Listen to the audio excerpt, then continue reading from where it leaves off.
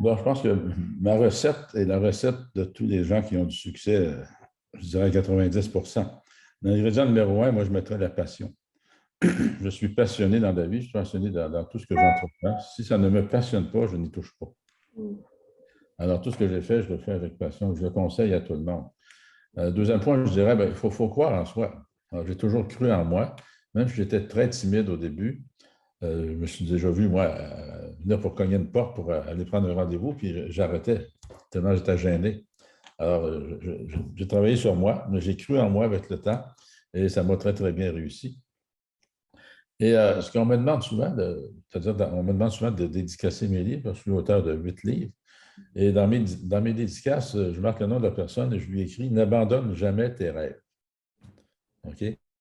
Alors, il y a beaucoup de controverses.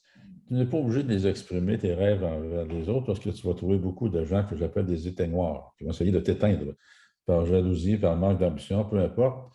Alors, il ne faut pas se laisser attaquer par ces choses-là. Fait que n'abandonnez jamais vos rêves. Aussi, bien évidemment, le travail acharné. Le travail acharné, ça ne veut pas dire travailler 168 heures dans une semaine. C'est ce qu'on a dans une semaine. Il faut travailler de façon acharnée, mais intelligemment. Ouais. Intelligemment, je peux donner un exemple. Je ramène beaucoup, moi, l'immobilier, parce que c'était une grosse partie de ma vie. J'achète des immeubles, au début, le réflexe normal, c'est de faire l'entretien toi-même. OK? Tout l'entretien. Bien évidemment, plus tu vas faire l'entretien toi-même, plus tu vas être limité tant qu'à la quantité d'immeubles que tu vas avoir, parce que tu vas tout faire. Tu vas louer, tu vas chercher, tu vas financer, tu vas acheter, tu vas administrer, tu vas entretenir. Donc, évidemment, on a 168 heures dans une semaine. Qu'est-ce qu'on en fait? Bien, c'est là que je dis qu'il faut travailler intelligemment. Alors, moi, j'ai réalisé qu'à un moment donné, c'était plus payant chercher des immeubles qu'aller changer des washers. Okay? Donc, c'est ça que j'appelle travailler intelligemment. C'est rien de bien sorcier, mais il faut apprendre à faire les choses dans lesquelles on est le meilleur.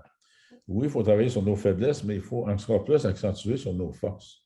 Alors, apprenez à découvrir vos forces et vous allez voir, ça va vous donner un bon élan, une bonne assurance de vous-même et ça va entretenir vos passions. L'autre point, dernier point là-dessus, il faut savoir s'entourer aussi. Excusez l'expression, si on s'entoure de deux de pique, on va devenir deux de pique nous autres mêmes. Et j'ai réalisé que les gens, être cheap, ça coûte plus cher qu'être généreux. Okay? Alors, si on engage les moins bons du domaine, mais ça va nous coûter bien plus cher que si j'engage les meilleurs au départ. Donc, il faut savoir s'entourer des bonnes personnes qui sont spécialistes dans chacun de leur domaine et qui sont passionnés de ce qu'elles font.